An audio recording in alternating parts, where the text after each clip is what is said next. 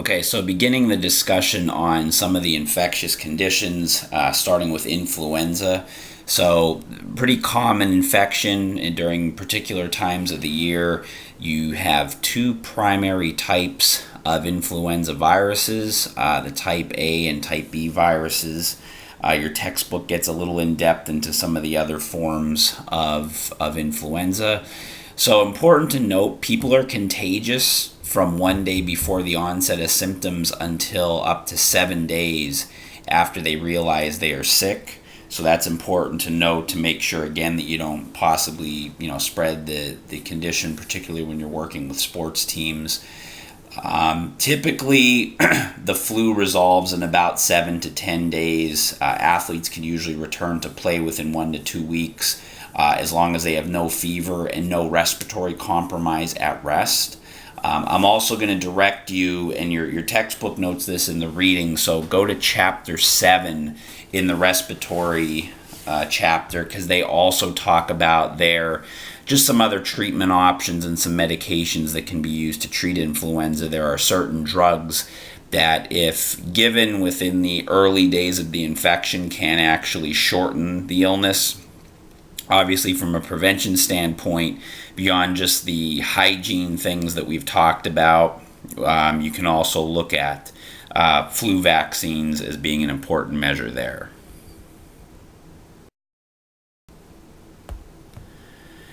Infectious mononucleosis, or was just commonly referred to as mono. So it's called the kissing disease because it's easily transmitted by oropharyngeal contact, although interestingly enough, it is actually not as contagious as some people think, albeit that is the mode of transmission.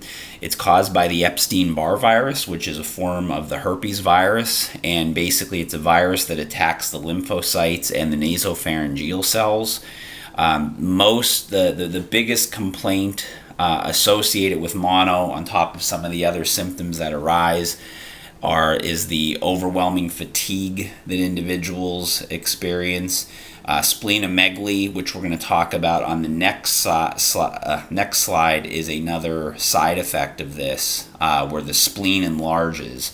So this is a very common occurrence among college-age athletes, so again, it's important to avoid sharing drink cups and mouth contacts with shared water bottles. Very important to avoid. So here's a picture showing splenomegaly. So you have a picture of the normal spleen, which we know kind of sits in behind the ribs. You really can't palpate it. When the spleen is enlarged, the fear is that it could come out from underneath the ribs, thereby exposing it to trauma. So individuals who are in contact or collision sports, the return to play for this is going to vary, and you have to be in close contact with the treating physician for this. If there's someone involved in a contact or collision sport, they may need 4 to 6 weeks in order to return, and that's primarily just for the return of the spleen to normal size. Because even with diagnostic testing with ultrasound, it's tough to really determine the size of the spleen.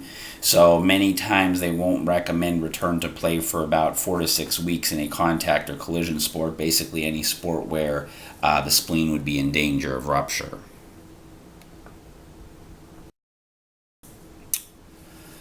Mumps is a contagious viral disease that basically causes enlarged parotid and salivary glands. There is a picture in your textbook kind of showing you the inflammation that occurs here. It chiefly involves younger children, and usually it's about a 2 to 3 week incubation period. It's basically spread through the air via infected droplets, as well as through direct contact with contaminated saliva. In figure 15.4 in your textbook kind of shows you a very common presentation of this. So you have the incubation period, and usually the disease is actually even found in the urine 6 days before the parotid glands actually get inflamed. So they could sometimes find that then as well. again, note some of the other signs and symptoms and the differential when you're looking at this condition. Rubeola or measles. Okay, so again, make sure you note, sometimes in some of these conditions are known by two different names. Make sure you recognize the different names. So rubeola, or the measles, or what are the red measles, one of the most highly communicable infectious diseases. Most people before immunization was common with this. More than 90% of the population was infected by age 20. So this is a very common condition. Now with vaccines, most people are immune, and the cause of this the occurrence of this has dropped significantly. The incubation period for this is typically about 10 days, but could range from 7 to 17. Usually it's most contagious from 3 to 5 days before the rash, which is so commonly associated with this, erupts, and through 4 days after the rash actually comes out.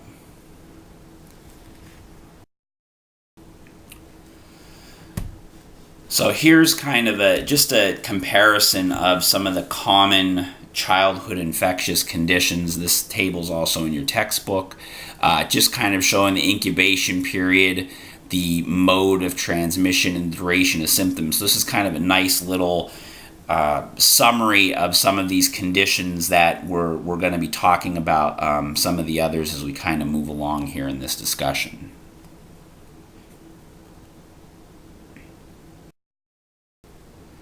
Rubella, which is once known as the German measles, or what they call the 3-day measles.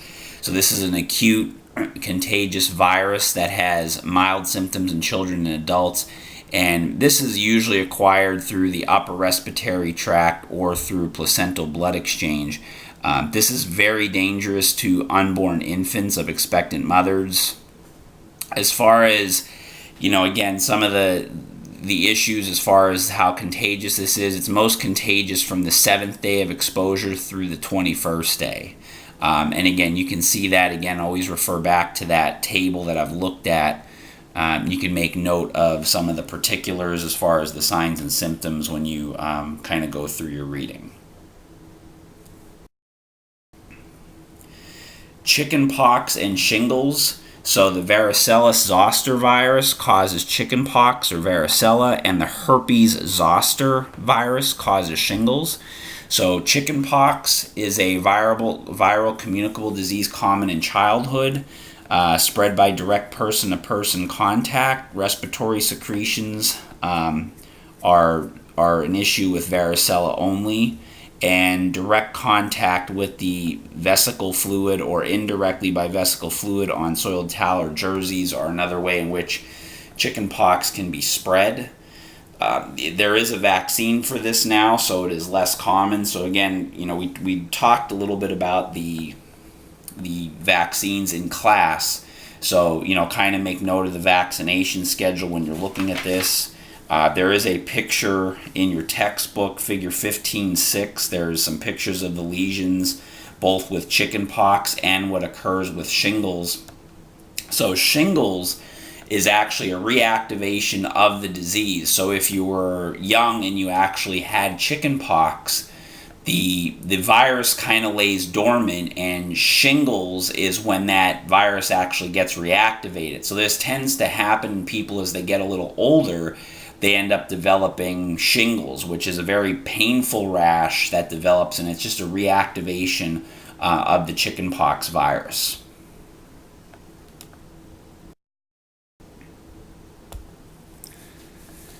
Okay, hepatitis, which literally means inflammation of the liver. So this is an inflammation of the liver that ends up possibly causing diffuse necrosis, which is tissue death of the liver, and it affects the secretory units of the liver. There are many varieties of this condition. Most of them are going to be basically differentiated by a letter letter categorization. Basically, the way they're categorized is based on the mechanism of acquisition and how long-lasting the effects are, and as far as the prognosis for the patient. There are also other causes, so there's hepatitis that can be caused by, obviously, by the viruses that we primarily talk about, but there's also hepatitis that can be caused by, some drugs, certain toxins, and even excessive alcohol abuse. So it's important to note all the different types of hepatitis that are talked about. Your textbook specifically talks about hepatitis A through hepatitis D and mentions the different routes of transmission, the incubation period, and just some of the, as far as the outcomes, again, some of them can be vaccinated against. So also make note of that as well, which forms of hepatitis there are actual vaccines for.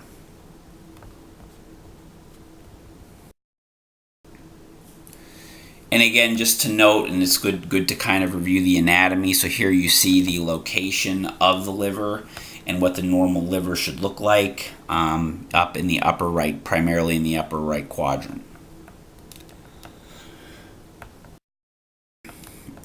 So here is, again, just another summary table, and your textbook will have further information on signs and symptoms, but basically showing you the route of transmission, the incubation period, and just some particular notes about the four primary types of hepatitis that you see. So hepatitis A, hepatitis B, C, and then D, and just kind of talking about how they can be prevented, if possible, by vaccine. And again, note just what some of the signs and symptoms that the person would encounter once being exposed to this disease. So we'll go through and talk a little bit about some of the forms of hepatitis. So hepatitis A is mostly caused primarily by poor sanitation practices. It's transmitted via oral fecal contact. So, food preparation where individuals don't, properly wash their hands, particularly after using the bathroom. And that's typically where outbreaks usually occur. They show the food here, so typically certain forms of dairy and obviously meat, seafood, vegetables that aren't cleaned right are common transmission routes for hepatitis A.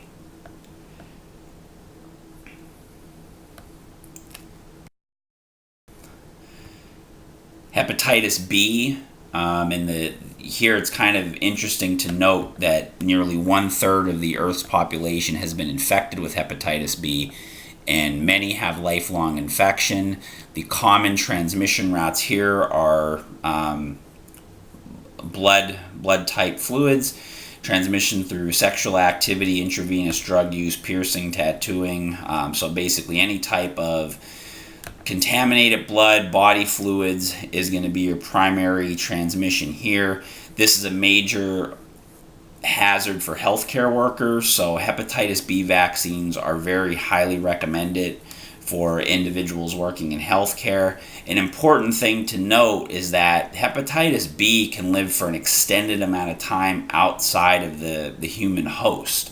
So on an inanimate object, if, for instance, a little bit of blood would get on a treatment table, if there was hepatitis B in that blood, it could live on there for actually a few days. So that's why it's important to make sure you're using good sanitary practices in your clinic or athletic training room, because the hepatitis B virus can actually live for a long period of time outside of the body. Unlike, say, HIV, the human immunodeficiency virus, which pretty much the second it gets outside of the body, it dies. Hepatitis B is a much hardier virus.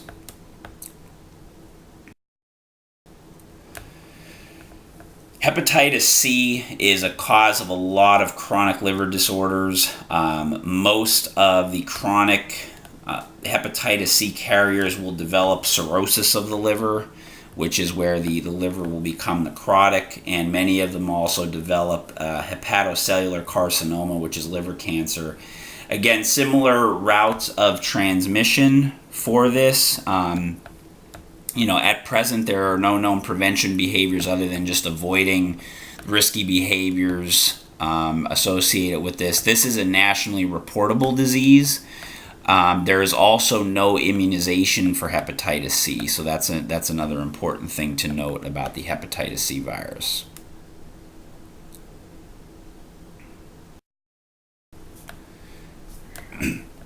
Hepatitis D, or the Delta virus, is actually linked to hepatitis B, but it's structurally dissimilar. It's much less common than the other forms of the hepatitis virus. Again, the transmission here is via sexual contact or injected drug use.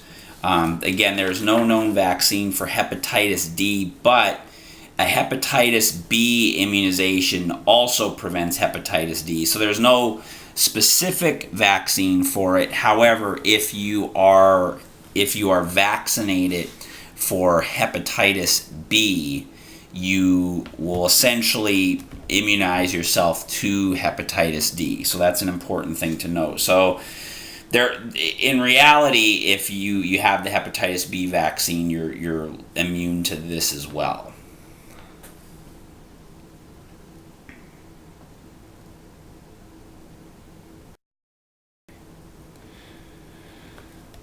Okay, streptococcal infections. So now we get into some bacterial infections. So streptococci are small, spherical, gram-positive chains of bacteria, very commonly found in human tissue.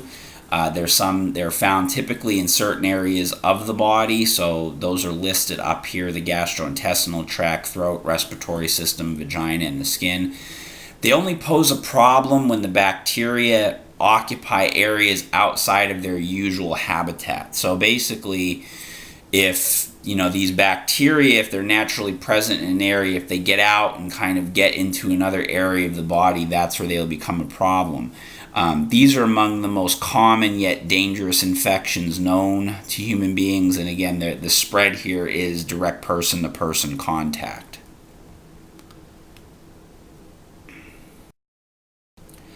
So these are just some common streptococcal infections.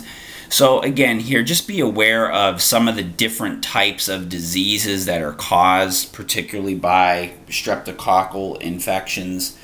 You see here the different types of bacterium on this table, and then just some of the different areas where they're normally located, and then just some of the diseases or illnesses that are caused by the streptococcal bacteria.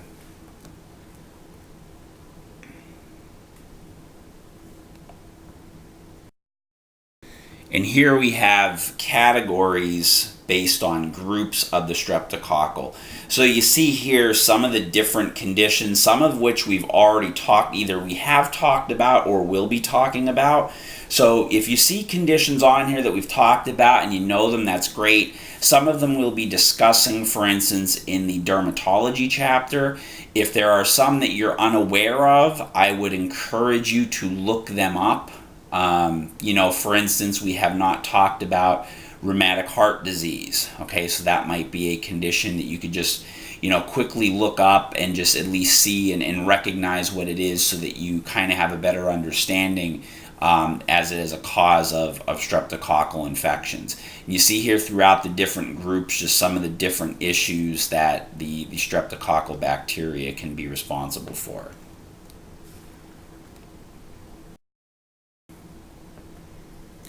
Okay, so group A, streptococcal infections. These are suppurative infections that produce necrosis and acute inflammation. So you see some of the common things that we see here: tonsillitis, streptococcal pharyngitis, or we commonly know as a strep throat. So some fairly common infections that we've seen.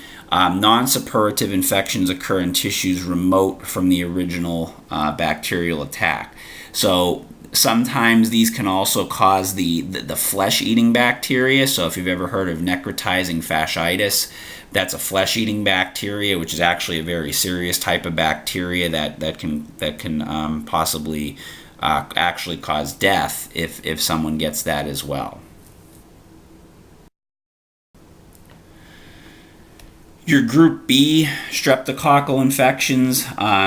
These are indigenous to the upper respiratory, gastrointestinal, and female genital urinary tract. So those are the normal areas where they're present.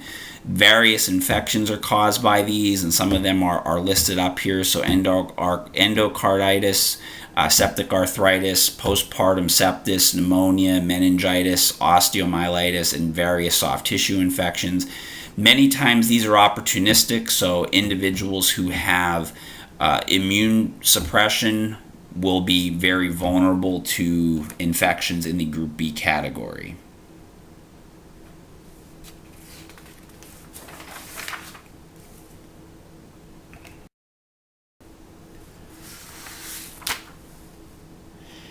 Then to look at Group D, so Group D includes two distinct bacteria, enterococcal and non-enterococcal species. So these are basically commonly found again in the gastrointestinal system, but they can also cause again bacterial infections outside of that. So again, some of these we've already talked about being associated with others, but here again you have the bacterial endocarditis. This is also responsible for urinary tract infections, various types of abdominal sepsis, cellulitis, and wound infections.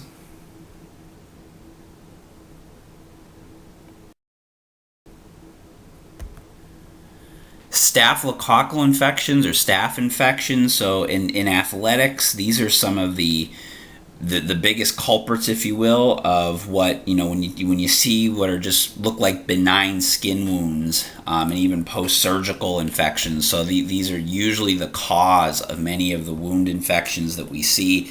It's why it's really important just to note even just what an infected wound would look like. So look for the general signs of infection. Localized redness, heat, swelling of the wound. So if you start to notice like redness around a wound that's starting to get wider or get larger over time, and then obviously systemic symptoms. If someone develops a fever, they just generally don't start to not feel good. That's important to note because that's kind of correlates to a possible bigger bacterial infection that could be going on.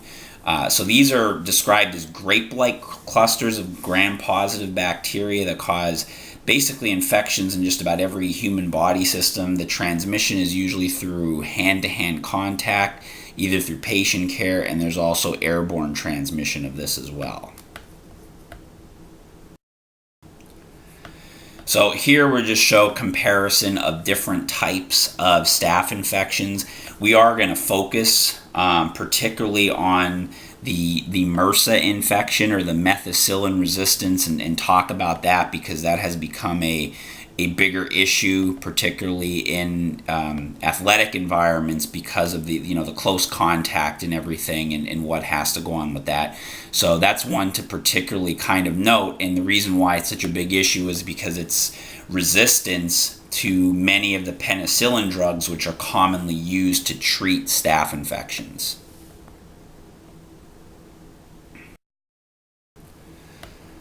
So methicillin-resistant Staphylococcus aureus, or community, they also refer to this as community-acquired MRSA. So at one time, MRSA was something that was really only basically contacted in hospitals. So it was healthcare-associated MRSA because of essentially antibiotic overuse to treat certain conditions. Bacteria tend to kind of evolve, and we begin to find MRSA now outside of hospitals, and that's why. So that's the delineation with the community-acquired versus the healthcare associated MRSA. So, and this is very common to see in the active population. It is very treatable if recognized early and properly diagnosed. The thing about this is it can begin rather small. So a lot of times it does begin as a very small lesion. Looks just like a small benign pimple or a mosquito bite. And this could come about due to a recent injury, just even like an abrasion or even a surgical wound. Some things to note if there's any painful, expanding pain, expanding redness, if you get a joint close to an area that swells. These are some of the things that would kind of start to give you red flags. If an athlete is confirmed to have had MRSA, they cannot engage in contact athletic activity until proven infection free. Okay, so this is not something that can be covered up. This is something that they have to be completely infection free before being involved in any type of contact activity.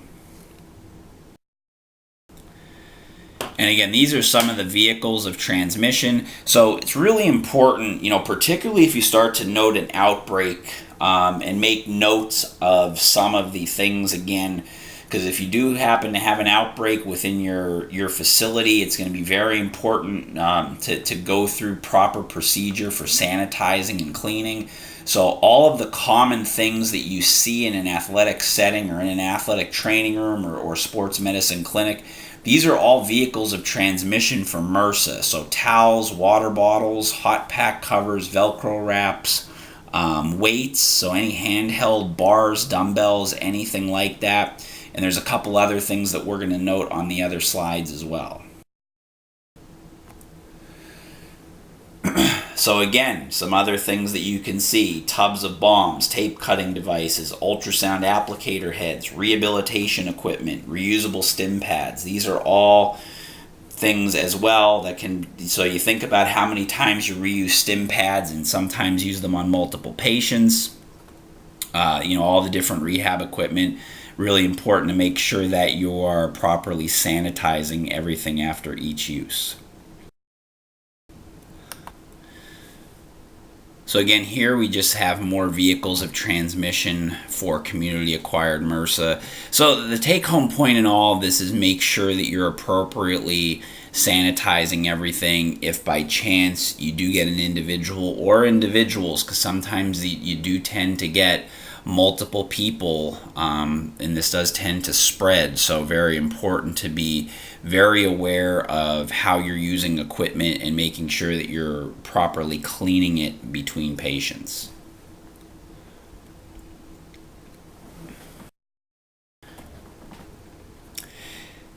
Encephalitis, which literally means inflammation of the brain. This is caused by a viral infection, but it can also be caused by, as a side effect of some immunizations or vaccines. So again, sometimes people do have bad reactions to vaccinations. It's not necessarily a reason not to get them, but it could be secondary to that.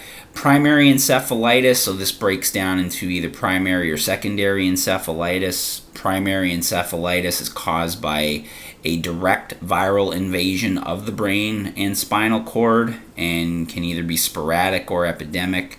Secondary encephalitis is typically a complication of a viral infection in another part of the body that then goes and infects the brain. So if you have a direct infection in the brain spinal cord, known as primary. Secondary is if it's a different type of viral infection that then gets into the brain and spinal cord. The Zika virus is another arbovirus, but is not one that causes encephalitis. It is related to a couple other viral infections: yellow fever, Dengue, West Nile, and the St. Louis encephalitis viruses. So the common carrier of this is the mosquito. So again, people and individuals that tend to go out in wooded areas, very important to wear appropriate bug repellent spray to avoid this.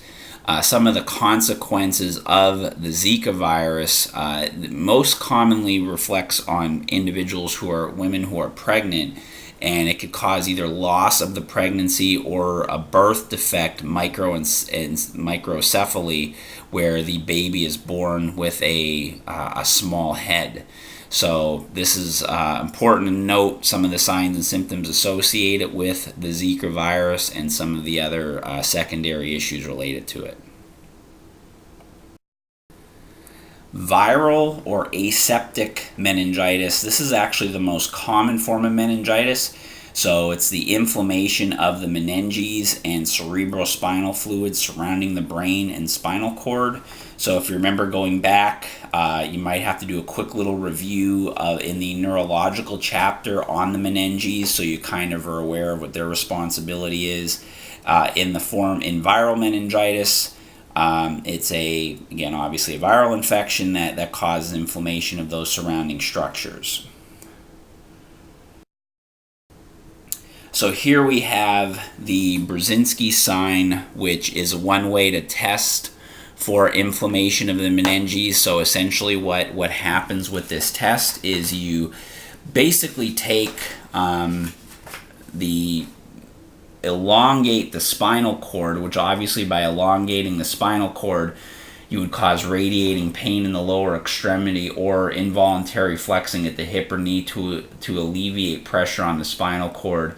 So this could either indicate, in the case of a more orthopedic situation, a nerve root irritation or irritation of the meninges that would be caused by the inflammation and swelling associated with meningitis.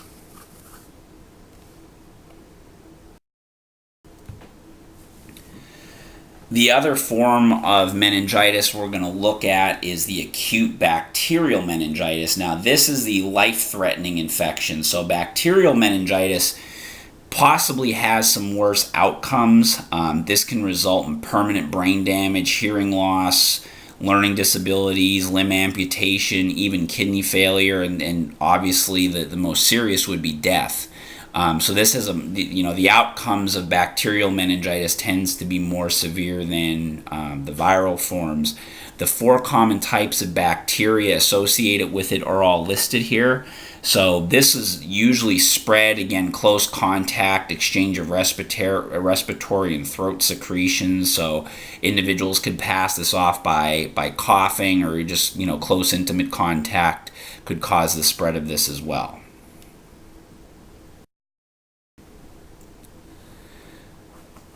So this just kind of shows if someone does go to have their cerebrospinal fluid assessed, if they have problems or they are worried about possible infection with meningitis. So you can see just some of the normal values and issues associated with the cerebrospinal fluid.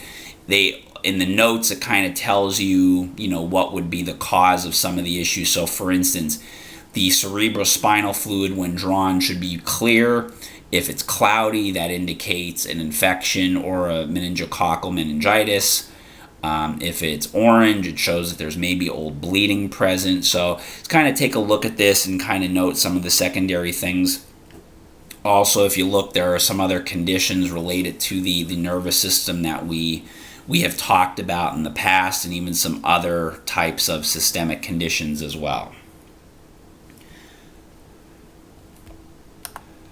So that wraps up looking at the infectious conditions. Again, just some things that, and we talked about this in class, noting routes of transmission, obviously the signs and symptoms commonly associated with this, if there aren't any red flags or hallmark signs. So for instance, with meningitis, your textbook lists red flags. So when you're going through your textbook and you're reading, that stuff is important to note.